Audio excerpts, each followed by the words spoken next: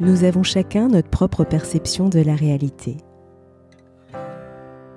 Il suffit parfois de faire un pas de côté pour faire évoluer le regard que nous portons sur nous-mêmes, sur les autres et sur le monde. C'est ce qui m'a conduit à créer le podcast Il y avait une fois. Je suis Sophie et je partage avec vous mes découvertes et mes rencontres pour mieux vous connaître, mieux vous comprendre et questionner votre point de vue. Si ces thématiques vous intéressent, je vous invite à vous abonner sur votre plateforme préférée. Peut-être que vous songez à quitter le salariat pour vous lancer dans l'entrepreneuriat. Pour réussir le passage du salariat à l'entrepreneuriat, il est nécessaire de s'y préparer en amont pour adopter la bonne posture, éviter certains écueils et pouvoir rebondir au mieux au cours de cette belle aventure. Pour en parler, j'ai le plaisir de recevoir Marjorie Lombard, fondatrice de Dessine-moi une carrière. Experte en reconversion professionnelle et entrepreneuriat, elle aide notamment les dirigeants à développer une entreprise qui a du sens, pérenne et rentable.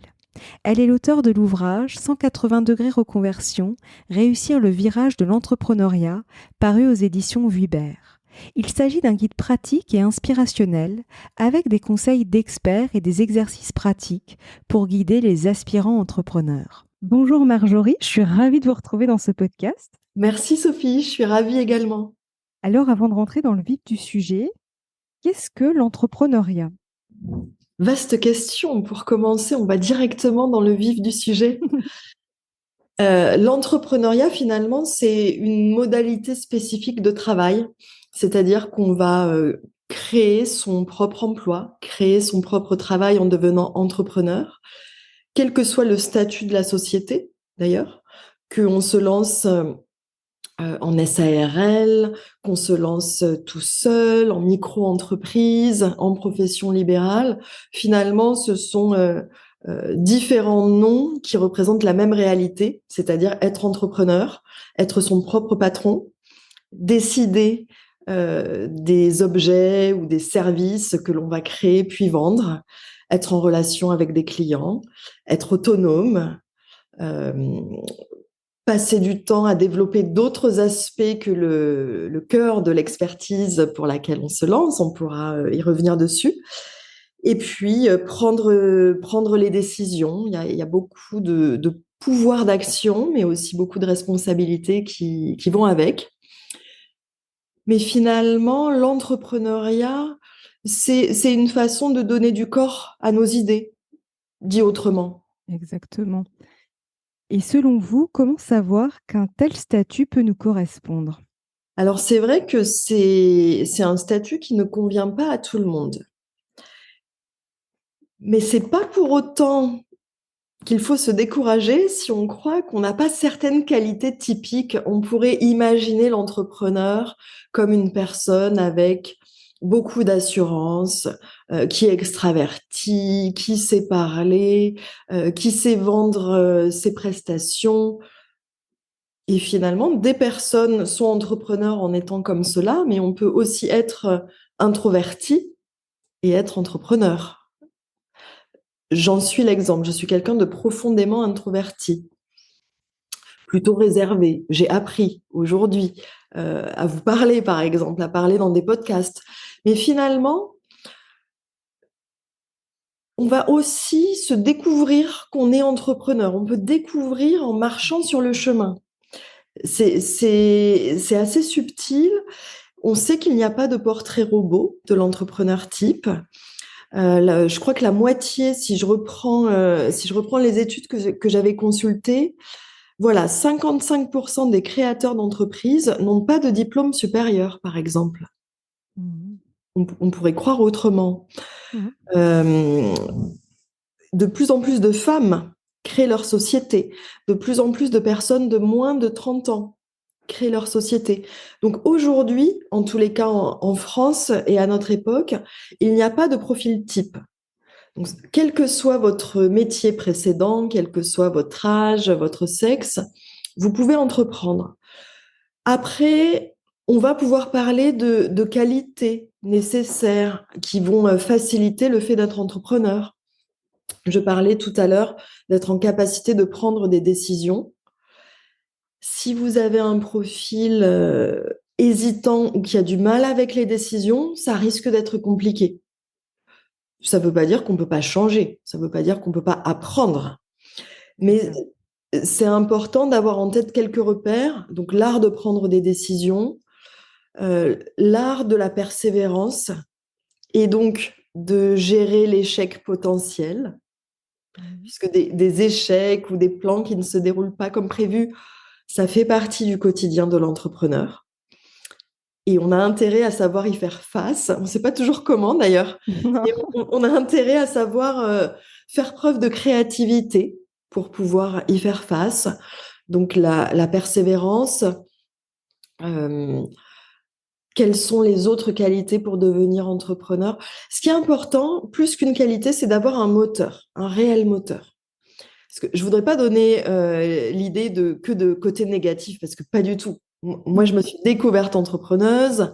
Ça va faire 10 ans que ma société existe. J'ai plusieurs branches dans mon activité. Donc, je me suis découverte et révélée. Et je pense que je ne pourrai plus retourner au salariat. Donc, il y a plein de côtés magnifiques et stimulants à être entrepreneur. Mais c'est vrai que parfois, on peut avoir une sorte de vision rêvée, de vision un peu fausse de la réalité entrepreneuriale. Donc, c'est aussi pour ça que je parle de ces qualités à posséder, comme la persévérance, gérer l'échec, savoir se remettre en question sans penser qu'on est bon à rien. Parce que pour des personnes qui pourraient avoir une estime de soi peut-être fragile, on a vite fait de croire qu'on est la cause de tout et qu'on est bonne à rien. Alors que être entrepreneur va nécessiter de travailler cette estime. Et à nouveau, quel que soit votre capital de départ, il n'y a pas de fatalité. Ça s'apprend, on peut se faire accompagner pour cela, mais savoir se remettre en question, savoir détecter des opportunités, ça peut être utile. Avoir une forme de créativité peut être utile aussi. Donc, il n'est pas question de cocher des cases sur une liste, simplement, il est question de bien se connaître, d'avoir une représentation assez objective de ce que c'est la réalité entrepreneuriale, et ensuite de voir quelles sont les qualités qu'on possède déjà, quelles sont celles qu'on peut apprendre ou développer. Et parfois, il y aura des compétences ou des qualités qu'on n'aura jamais. Dans ce cas, c'est pas grave. Il faut juste trouver un moyen que quelqu'un le fasse à notre place, que ce soit un associé, que ce soit un prestataire. On ne pourra pas être bon partout et cocher toutes les qualités à 100% pour être un bon entrepreneur. Et c'est vrai que je rebondis sur ça parce qu'au début, quand on débute dans l'entrepreneuriat, on a ce côté multicasquette. Et c'est vrai qu'il y a des choses qu'on fait avec facilité, il y a des choses qu'on fait, alors c'est carrément naturel, et c'est pas ce qu'il y a de plus courant, mais c'est vraiment là où on est vraiment dans notre zone.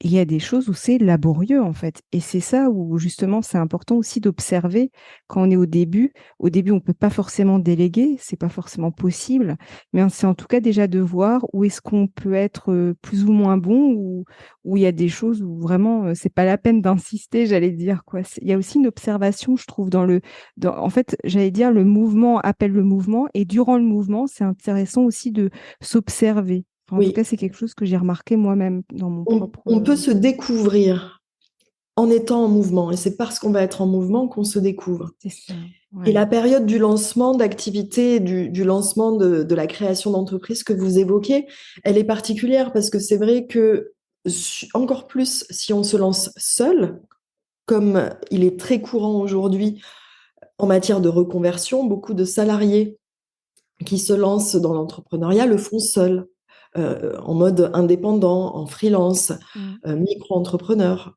quelle que soit l'appellation. Donc c'est vrai que quand on est seul et que c'est le début, là, on n'a pas toujours le choix et il faut qu'on endosse les multiples casquettes de l'entrepreneur. Celle qu'on adore généralement, c'est notre cœur d'activité, notre Mhm. expertise, qu'on se soit reconverti ou pas d'ailleurs. On peut juste changer de statut et c'est une forme de reconversion. On ne va pas changer de métier, on va juste changer de statut. Donc notre cœur d'activité, notre expertise, c'est ce qu'on adore faire, c'est ce qu'on s'imagine faire à longueur de journée. Mais en fait, ça ne correspond pas du tout à la réalité. Mm. Encore moins dans la période de lancement de l'entreprise. Dans cette période-là, et même après, on va avoir besoin de porter d'autres casquettes que celle de l'expert. Mmh. Et ces autres casquettes, ça va être la casquette du commercial, par exemple. Comment je trouve des clients pour pouvoir délivrer mon expertise? Trouver des clients va être essentiel, fait souvent peur, mais est essentiel. Comment je vais communiquer, euh, aller dans des réseaux, comment je vais faire parler de moi. Là, c'est pas tant le commercial, c'est plutôt la casquette du marketing, de la communication. C'est une autre casquette. Et puis, il va y avoir la casquette du côté plutôt back-office, administratif, comptabilité. C'est pas énorme dans les phases de démarrage, mais il faut quand même s'en occuper. Donc, c'est tous ces aspects. Là, on doit être multicasquette. Les profils multitâches peuvent adorer ça. Mais même si on n'est pas multitâche, dans cette phase de démarrage et même après, on va devoir endosser ces différentes casquettes. Et on ne peut pas faire l'économie de ça, sinon le projet entrepreneurial ne va pas durer. Exactement. Et justement, quels sont les écueils auxquels on peut être confronté lorsqu'on passe du salariat à l'entrepreneuriat? Hmm. L'écueil principal que je vois, c'est celui de rester dans une mentalité de salarié alors qu'on est devenu entrepreneur. Rester dans une mentalité de salarié, ça veut dire attendre que les objectifs soient fixés par le manager ou par la hiérarchie, attendre qu'on nous dise quoi faire pour le faire, ne pas oser se mettre en avant. Dans certains postes, c'est pas bien vu. Euh, Attendre aussi de se sentir absolument formé et compétent pour faire quelque chose. En fait, quand on est entrepreneur, c'est tout l'inverse. Il faut rien attendre de personne d'autre puisque c'est nous qui sommes aux commandes. Donc, c'est à nous de nous fixer des objectifs. OK, je lance ma société. Je me donne combien de temps pour trouver mes premiers clients? Et combien de clients je vais me donner comme objectif C'est ça, ouais. pour démarrer? C'est pas toujours facile de s'auto-évaluer, de s'auto-donner des objectifs. Comment je m'y prends? Par quoi je commence? J'ai jamais utilisé les réseaux sociaux pour mon activité professionnelle. Je ne dis pas que c'est obligatoire. Il y a différentes façons de se faire connaître, mais aujourd'hui, les réseaux sociaux sont de bons outils pour atteindre de nouvelles personnes. Donc, même si vous ne l'avez jamais fait, ben, il va falloir apprendre à le faire, soit en vous formant, soit chemin faisant, comme vous disiez, en étant en mouvement. Mais vous ne pourrez pas vous former à tout. Donc là non plus, c'est un écueil. Vous pouvez absolument vous faire accompagner. Ça, ce serait un conseil pour contrer l'écueil, parce qu'on sait aujourd'hui que les entreprises qui se font accompagner, notamment à leur début, dans les phases de démarrage, ont plus de chances de survie à 3 ou 5 ans. Et souvent, quand une entreprise a passé les 3 ou les 5 premières années, c'est un signe de pérennité.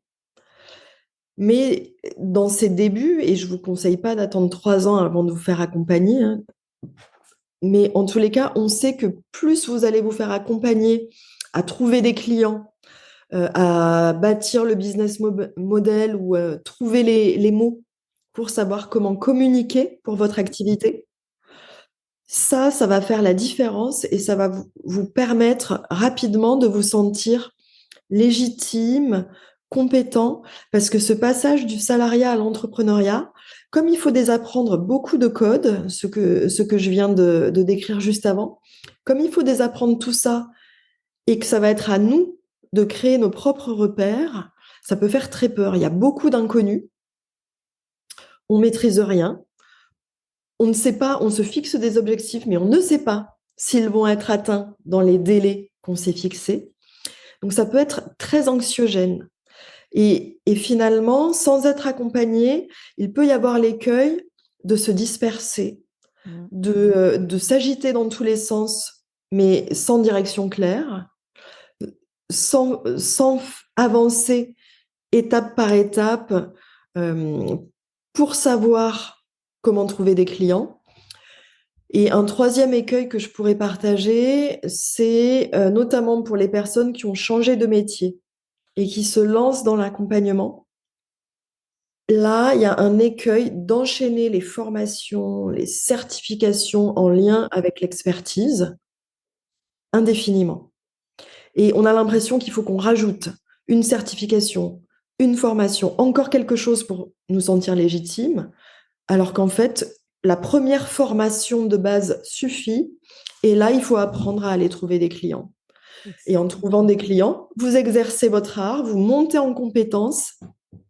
Et dans un deuxième temps, vous pouvez ajouter d'autres formations dessus. Mais ça, c'est un écueil. Développer les formations de cœur d'expertise au lieu d'apprendre à trouver des clients. Et c'est vrai qu'on l'a aussi dans les reconversions, les gens qui veulent se lancer, on avait fait un podcast justement sur la reconversion professionnelle et l'écueil qu'on peut aussi avoir quand on est en période de changement, c'est qu'on se forme avant de se lancer. Alors parfois, oui, certes, c'est nécessaire parce qu'il faut acquérir une expertise, mais parfois c'est pour, j'allais dire, pour cacher ce manque de légitimité en fait qu'on peut avoir. Et du coup, là, ben, quelque part, on ne se forme pas là où on devrait se former, en fait. On devrait se former plutôt à justement travailler notre posture de futurs entrepreneurs, finalement, ou de futures personnes qui se lancent dans telle ou telle activité. Enfin, je veux dire, il y a tout ce mindset, en fait, finalement, Oui, derrière ce que vous il y a dites. un gros travail à faire sur l'état d'esprit. La posture, Ouais. la posture entrepreneuriale, l'état d'esprit, qui consiste dans certains cas à faire avant d'être prêt. Je pourrais le Ouais. résumer comme ça. C'est ça. Oui. Et c'est contre-intuitif, c'est anti-logique de tout ce qu'on a appris aux études et en entreprise, dans la plupart des cas. J'accompagne beaucoup d'entrepreneurs qui se lancent ou qui se sont déjà lancés, euh, ou même qui sont plus avancés, mais dans ceux que j'accompagne qui sont en démarrage, ce que vous venez de décrire est très fréquent. J'appelle ça le désespoir post-certification. On se certifie, on est prêt, sauf qu'on n'a pas cherché des clients, et là, il ne se passe plus rien. C'est le trou, le vide. On n'est plus en formation, on a le diplôme ou la certification qui va bien, et c'est le calme plat. Rien ne se passe. Et là, c'est terrible. Alors que moi, je conseille plutôt, donc pour les personnes qui doivent se former pour acquérir leur nouvelle expertise, si on prend une formation qui dure 1 an pour être prêt au nouveau métier, je conseille de me contacter ou de se faire accompagner à peu près au milieu. Pas au tout début, mais attendre d'avoir eu quelques bases et par exemple au bout de 6 mois, si la formation dure 1 an, parce qu'on a eu le temps d'apprendre les bases du nouveau métier, on a peut-être pratiqué déjà sur des cobayes ou sur des partenaires de formation, mais on a quand même pu expérimenter les prémices du métier. Si on n'a pas pu expérimenter ça, ça risque d'être plus difficile d'avoir le discours commercial et la posture. Mais je trouve que 6 mois, attendre 6 mois sur une formation qui dure 1 an, en gros le moitié, à la mi-temps. Ouais, c'est ça. Parce que dans les accompagnements que je propose, pour les débutants, on peut compter environ 3 mois pour trouver les premiers clients. 3 mois, c'est raisonnable. Il y a des personnes qui les trouvent plus vite, d'autres qui vont mettre plus de temps. Mais en 3 mois, on a le temps d'avoir travaillé sur la posture de la personne, sur trouver les bons mots pour parler de ce qu'elle fait afin que les clients potentiels puissent se reconnaître par ces mots-là, C'est ça. que ce soit à l'oral, à l'écrit, sur les réseaux sociaux, peu importe. On a trouvé le message principal et l'offre de base. En 3 mois, c'est à peu près le temps qu'il faut pour faire émerger ces 3 premiers piliers qui sont largement suffisants pour commencer à aller chercher et trouver des clients. Ça me permet d'ouvrir une parenthèse, mais il serait contre-productif de se former, par exemple, à Instagram ou à LinkedIn, des outils, avant d'avoir formulé le message efficace et l'offre correspondante. Exactement ça, totalement. Parce que effectivement, et c'est important, je rebondis sur ça, c'est que ce sont des outils. Et justement, les outils servent à passer le message. Mais si à la base, le point de départ n'est pas clair, on aura beau déployer beaucoup, beaucoup d'énergie, ça ne servira à rien. Exactement. Absolument. Et c'est vrai que ça, je l'ai souvent vu dans les réseaux d'entrepreneurs. Là, pas pour les juger, hein, j'ai fait certainement la même erreur au début. Donc, pour le coup, voilà. Mais c'est vrai que c'est dur, en plus, je trouve, de définir son message, de définir sa manière de parler à ses prospects, etc. C'est pas facile, finalement, parce qu'on a la tête dans le guidon. C'est horriblement dur. Déjà parce que c'est nouveau. On n'a pas appris à faire ça. C'est ça. Et même les personnes qui ont un parcours professionnel antérieur dans le marketing ou la communication, c'est complètement différent parce que là, vous ne vendez pas les produits ou les services des autres, Mm. vous vendez les vôtres. Donc, ça amène un filtre, un biais qui rend la démarche plus difficile. Et ensuite, si vous avez ce background en marketing ou en commercial, mais pour des grands groupes, et que vous vous lancez tout seul à votre compte, la façon de vendre quand on est tout seul et la façon de vendre quand on est dans un grand groupe, ça n'a rien à voir. Mm. Donc, vous avez absolument raison, c'est très difficile de parler de ce qu'on fait de façon efficace, déjà parce que c'est nouveau. On démarre, on n'a pas encore toute l'expertise qui est rodée, et en plus, il s'agit de nous. Donc, c'est les meilleures raisons possibles pour faire en sorte que tout seul, on n'y arrive pas. Et si vous qui nous écoutez, vous n'y arrivez pas, vous savez pourquoi, et c'est normal. Ah oui, c'est normal. Pour le coup, c'est normal. Il y a besoin d'un regard extérieur pour vous aider à formuler tout ça. Mais c'est vrai que j'ai remarqué d'expérience finalement quand on veut passer, moi j'aime bien cette image, mais passer d'une étape à une autre, bah, on a besoin de faire évoluer son prisme. Et pour ça, bah, quand on est tout seul, c'est quand même compliqué parce qu'en fait, on est quand même dans notre, j'allais dire, la tête, notre tête tourne quand même en boucle finalement. C'est toujours dans, enfin, on se raconte aussi des histoires, donc ça ne rajoute rien. Et donc, c'est en Oui, boucle. Donc, le fait d'avoir effectivement une personne extérieure, ça permet de casser, je trouve, ce cycle-là aussi. Et finalement, de dire, ah oui, parce qu'en fait, c'est un peu comme un enfant. Moi, j'ai vraiment cette image-là qui va essayer toujours de la même manière et il suffit de faire un autre mouvement et en fait, bah, ça va marcher, en fait, ça va fonctionner, mais parce que exact. parfois le parent va lui montrer, maintenant, en fait, regarde, et tout d'un coup, ah oui, et hop, ça continue, puis après, il fait son apprentissage, mais c'est un peu ces passages un peu difficiles, délicats. Être guidé C'est et que ça. quelqu'un d'autre puisse voir ce qu'on fait pour voir là où nous, on ne voit pas, qu'on a un point aveugle ou qu'on ne s'y prend pas de la bonne façon. Ouais, Absolument. ouais. Donc c'est vrai que et ça fait partie de l'apprentissage, et pour le coup, je prends notamment, là je vise personne, mais c'est vrai que je prends notamment l'exemple des personnes qui ont beaucoup de mal à se faire aider, à demander de l'aide. Et c'est vrai que c'est d'autant plus, enfin, important j'allais dire, de peser le pour et le contre et de se dire, oui, effectivement, là, j'ai besoin qu'on me guide, en fait, effectivement. Et dans ces cas, c'est important de travailler sa souplesse parce Ouais. que si vous avez ce profil euh, pour qui c'est difficile de demander de l'aide, de demander un conseil, une recommandation, ça va beaucoup compliquer le parcours Mhm. entrepreneurial. On est sans cesse en train de demander. Ça peut être demander un avis à un collègue qui dispose d'une autre compétence. Je parle de collègues parce qu'on peut être entrepreneur et avoir des collègues entrepreneurs. Je trouve, ouais, moi, j'aime bien, c'est exactement comme ça que je Oui. conçois.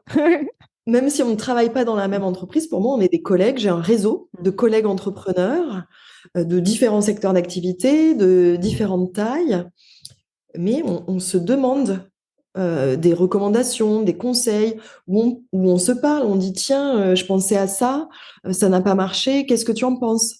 Donc, demander est essentiel. Et si vous ne disposez pas de cette compétence, ça va compliquer les choses. C'est pour ça que je parlais de travailler cette souplesse. Et ça n'est pas être nul, par exemple, que de demander un conseil parce que nous, on n'a pas la compétence. Ça n'est pas déranger quelqu'un de lui demander un service. L'autre personne saura vous dire si elle n'est pas disponible pour vous rendre le service. Mais apprendre à demander, c'est vrai que ça fait partie des compétences clés Et je rebondis aussi sur quelque chose qui me vient, parce que ça, je l'ai aussi remarqué quand, au tout début, il y avait des personnes qui avaient du mal aussi à parler de leurs idées, comme si on allait leur piquer l'idée.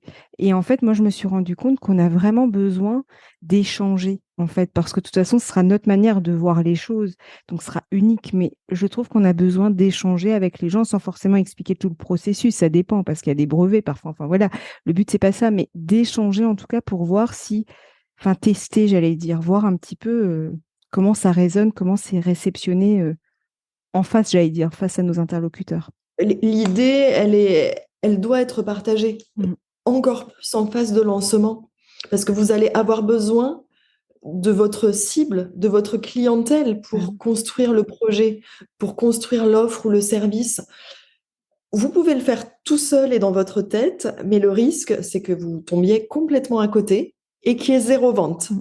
Et ça, c'est Mm. un classique chez beaucoup, beaucoup d'entrepreneurs. Et au final, il y a très peu d'idées réellement innovantes. Mm. C'est vrai. Il y en a, ça fait partie des plus rares. Donc pour la majorité des autres idées, on entend parfois «Ah mais je vais me faire piquer mon idée». Mm. Pour moi, je ne comprends pas parce Moi que non plus. déjà, on peut avoir la même idée mais ne pas l'exécuter de la même façon. Mais c'est ça. Et au final, ça va être deux produits différents, deux services différents.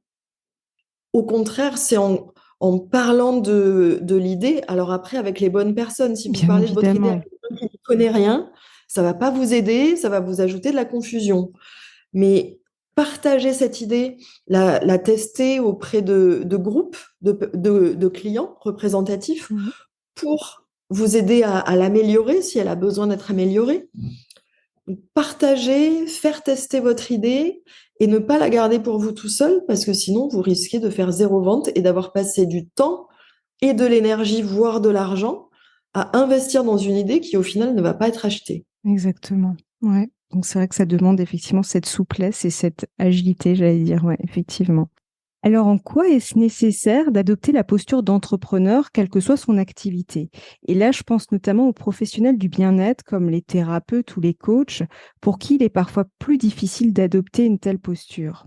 Effectivement, il peut y avoir comme un paradoxe entre le fait d'accompagner, d'aider les autres pour les professions que vous avez citées et le fait d'être rémunéré en retour. Il peut y avoir comme une antinomie C'est ça. ou une difficulté en tous les cas à assumer cette posture, à assumer le fait qu'on est un entrepreneur finalement. Paradoxe qu'on peut retrouver pour d'autres secteurs d'activité comme les artistes par exemple. C'est pareil. Mm. Difficulté à se reconnaître à la fois artiste et entrepreneur. Donc c'est fondamental de travailler cette souplesse, de se dire que c'est OK d'être entrepreneur, d'être légitime, de demander une rétribution financière en contrepartie du service qu'on va rendre, de la valeur qu'on va créer. Et c'est vrai que ces professions spécifiquement peuvent avoir un problème avec ce qui va être de l'ordre du pouvoir, parce que finalement, il y a une forme de pouvoir ou de puissance. C'est pas connoté ce que je dis, hein, c'est Mm. vraiment neutre, Mm. mais d'avoir cette posture, cette assurance. On parlait des qualités entrepreneuriales tout à l'heure. Eh bien, dans cette posture qu'on va travailler, euh, la confiance en soi est importante, on l'a dit. Mais cette confiance en soi, elle doit nous amener à nous positionner à l'égal de l'autre, c'est-à-dire à l'égal du client. Mm. Et quand on est dans une profession d'accompagnement et qu'on a en face de nous des personnes qui sont pas toujours bien dans leur basket, on peut avoir tendance à les regarder ou à se dire, ah, mais les pauvres, ils sont déjà en galère pour parler de cette façon-là. Mm. Je peux pas leur demander beaucoup, je peux pas les faire payer beaucoup. Sauf que en faisant cela, vous ne vous placez pas à égal d'eux. C'est Mm. comme s'il y avait un décalage. C'est comme si vous vous considériez privilégié d'une certaine façon et donc que ça ne serait pas bien d'en profiter. Il peut y avoir une difficulté à réaliser qu'on peut faire ce qu'on aime, aider les autres, être coach, thérapeute, et gagner de l'argent avec. Mmh. Or, c'est tout à fait possible. Mmh. Et c'est ça aussi la posture entrepreneuriale. Aimer ce qu'on fait, créer de la valeur et être rémunéré en retour. Et je pense qu'il y a aussi la croyance que c'est compliqué parfois de se dire qu'on peut vivre de son activité et d'une activité qu'on aime vraiment. C'est-à-dire qu'on n'a pas forcément, bon, je caricature, on n'a pas l'impression de travailler. Après, on le sait, tout n'est pas parfait. Il y a aussi des choses qu'on n'aime pas faire dans l'activité qu'on aime faire. Mais dans l'absolu, il y a aussi cette croyance on peut avoir cette croyance que travailler, il faut vraiment galérer, il faut vraiment que ce soit difficile. Et du coup, je pense que c'est ça aussi qui doit télescoper, j'allais dire, un petit peu C'est une les croyance, choses. effectivement. Quand je disais qu'on peut avoir du mal à concevoir qu'on peut aimer ce qu'on fait Ouais, et gagner de l'argent avec, c'est en lien avec une croyance. totalement. Et pour peu qu'on ait eu une vie professionnelle précédente dans laquelle on n'aimait pas notre travail ou dans laquelle on devait se tuer à la tâche ou travailler beaucoup, finalement, on n'a pas eu l'expérience de pouvoir associer Mm, ces deux parties-là, aimer son travail et gagner de l'argent avec. Donc, c'est quelque chose de l'ordre de l'inconnu c'est ça. dans notre expérience. Et ça devient une croyance. On ne peut pas allier les deux, alors que si, bien sûr que si. Et vous avez d'ailleurs intérêt, si vous voulez pouvoir exercer ce métier de cœur, très longtemps. Parce que si vous ne gagnez pas assez d'argent avec, eh ben vous allez devoir faire autre chose et personne ne sera gagnant. Exactement, totalement. Et vous avez écrit 180 degrés reconversion, réussir le virage de l'entrepreneuriat, paru chez Vuibert. Pourriez-vous nous en dire un peu plus sur cet ouvrage? C'est un ouvrage que j'ai coécrit avec Magali Perruchini. Donc, on l'a écrit à quatre mains. Et son idée m'est venue après avoir écrit et publié mon premier livre, Dessine-toi une carrière, dans lequel je parlais de la reconversion sous l'angle de comment faire pour trouver notre idée de cœur, l'activité qui nous correspond. Et quand j'ai terminé de l'écrire, comme j'accompagnais déjà des entrepreneurs, je me disais, mais quand même, il y aurait peut-être une suite à faire et de parler de cette reconversion spécifique qui concerne le passage du salariat à l'entrepreneuriat. Donc ça a été l'idée de départ de ce livre. Et avec Magali, on a voulu créer un livre comme on n'en voyait pas. Je m'explique. Quand moi, je me suis lancée à mon compte après avoir été salariée, je suis allée à la librairie, j'ai regardé les livres pour créer son entreprise et j'ai trouvé, j'en avais acheté 3 à l'époque, ça devait être le guide de l'auto-entreprise, comment lancer son entreprise. Et les 3 livres, finalement, étaient similaires, pourtant j'en avais acheté 3. Ils étaient tous en noir et blanc, ils parlaient tous de trouver le bon statut, comment faire une facture et d'autres aspects, je vais dire, administratifs et comptables. Certes, c'est important. En revanche, on n'a pas besoin de lire un livre pour ça. Aujourd'hui, on peut aller voir même gratuitement des experts comptables ou d'autres professionnels qui vont nous aider à trouver notre statut. On peut le faire en ligne, ouvrir une entreprise. Et je conseille, à nouveau, c'est contre-intuitif, je conseille d'avoir attendu de trouver le premier client pour faire tout ça. Mm, Parce que là aussi, c'est comme les certifications. On peut y perdre des mois parce qu'on n'a pas compris l'histoire de la TVA, du statut, et on va se prendre la tête sur des points pour lesquels, pour le coup, on n'a pas besoin de monter en compétences. On va demander à quelqu'un qui sait qu'il nous aide, et ça nous prendra, allez, 2 jours. Donc, je reviens à mon histoire. À l'époque, j'avais acheté ces livres que j'avais lus de façon très scolaire. Ça m'avait pas amusé et ça m'avait pas aidé concrètement à me rendre compte de ce qui m'attendait quand j'allais me lancer. Et donc, c'est ce qu'on a vu, c'est ce qu'on a voulu faire avec Magali, créer un livre qui serait conçu comme un compagnon de route, qu'on aurait envie d'avoir avec nous, qui serait beau. D'ailleurs, le livre est en mm. couleurs. Il y a plein de couleurs dans le livre. Il y a des chapitres différents. Il y a des quiz, il y a des questionnaires, il y a des témoignages. Donc, on l'a vraiment conçu comme ce compagnon de route qui, avec les différentes thématiques, et on en évoque d'ailleurs certaines aujourd'hui, les qualités à adopter pour devenir entrepreneur, mais il y a aussi tout un chapitre sur l'argent, par exemple. C'est important. C'est important, travailler la question de l'argent, puisqu'on va devoir demander de l'argent à des clients. Il y a un chapitre sur l'entrepreneuriat féminin, il y en a un autre sur l'échec, oser, apprendre à échouer. Aussi. C'est pas forcément vendeur ce que je dis, mais ça fait partie de la réalité. Et finalement, si au bout de la lecture de ce livre, les personnes se disent je veux pas me lancer dans l'entrepreneuriat, ou si elles se disent je veux me lancer malgré tout ce que j'ai lu, et ben dans les deux cas, on aura gagné notre pari. Et c'est vrai que je rebondis là, il est vraiment très agréable à lire déjà par oui, le fait d'avoir des couleurs, enfin puis il est dynamique en fait, de par les couleurs et par les exercices que vous proposez, etc. Et justement, je rebondis sur la fin de votre intervention. Quand vous dites justement à la fin du livre, les gens vont se dire bah, je poursuis ou pas.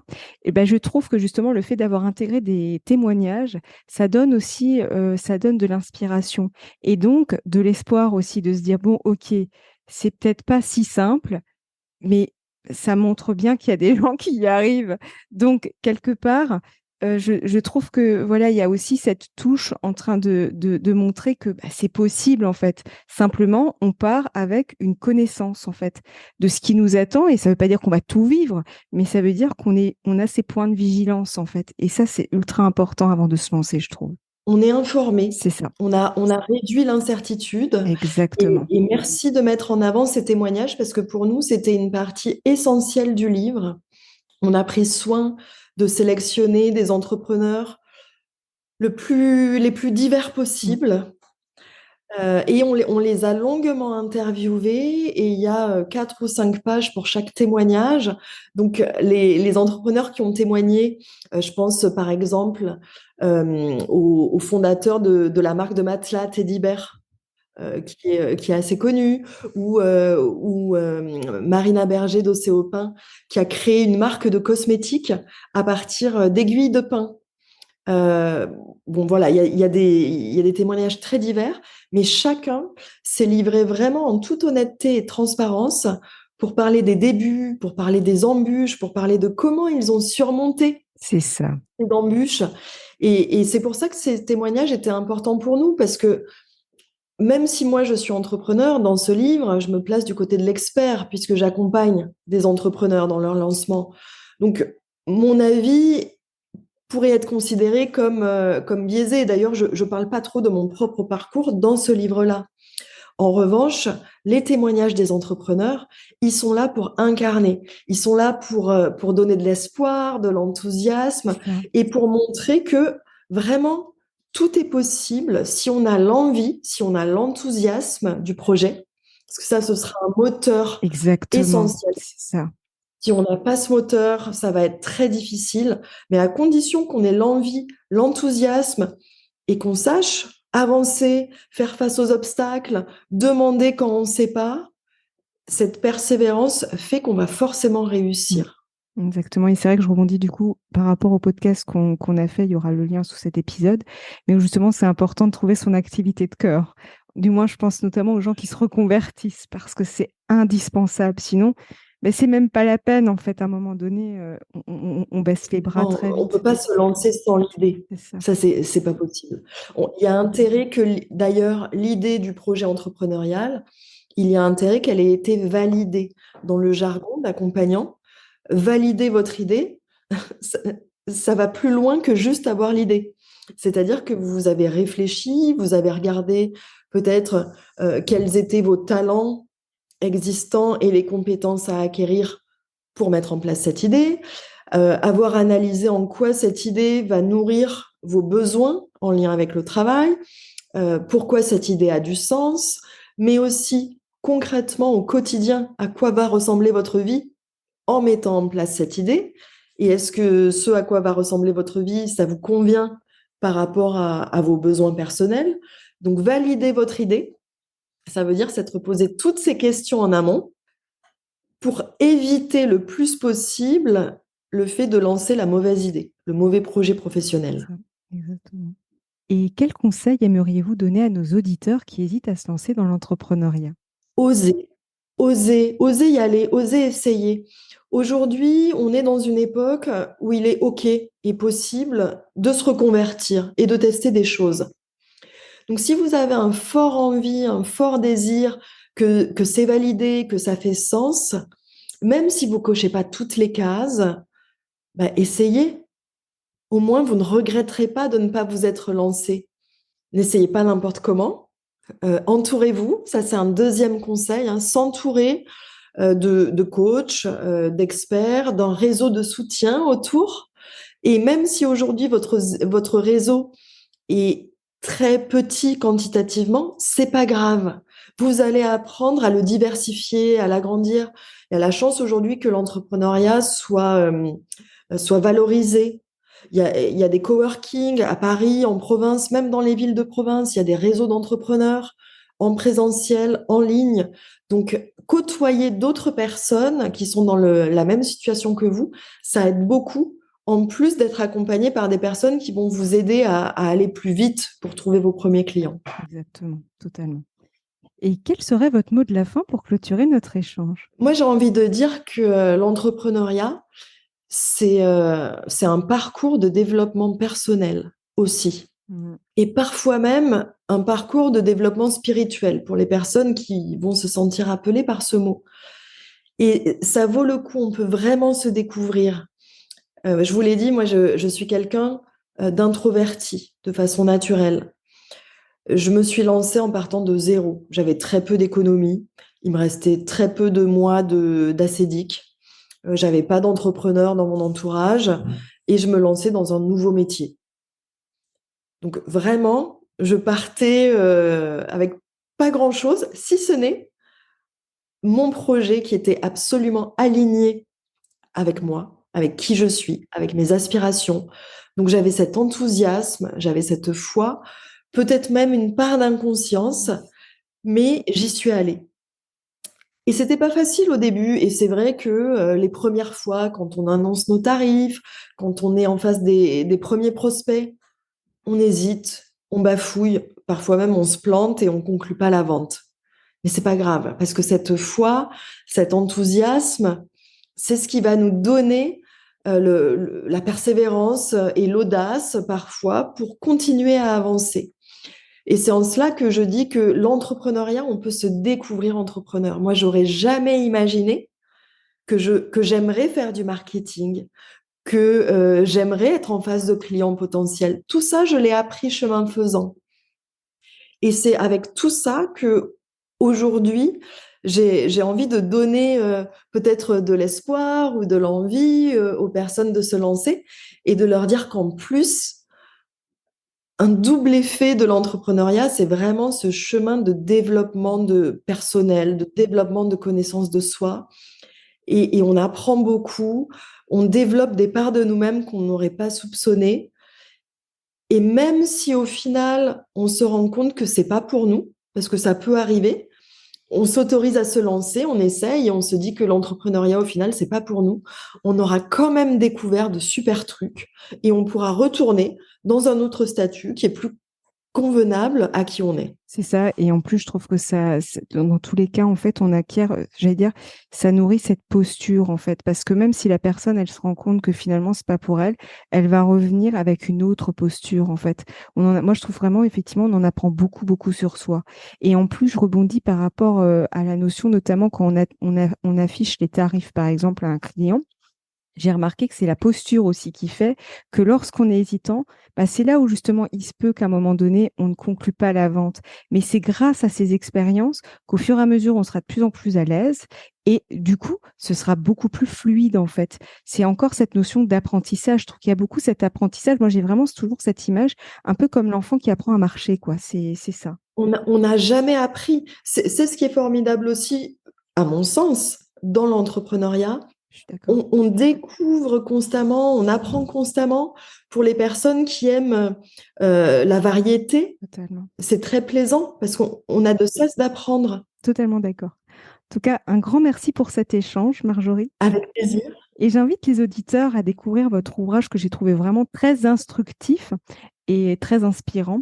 C'est 180 degrés reconversion, réussir le virage de l'entrepreneuriat, paru chez Vuibert. Et donc, il y aura le lien sous ce podcast pour les personnes qui veulent aller plus loin.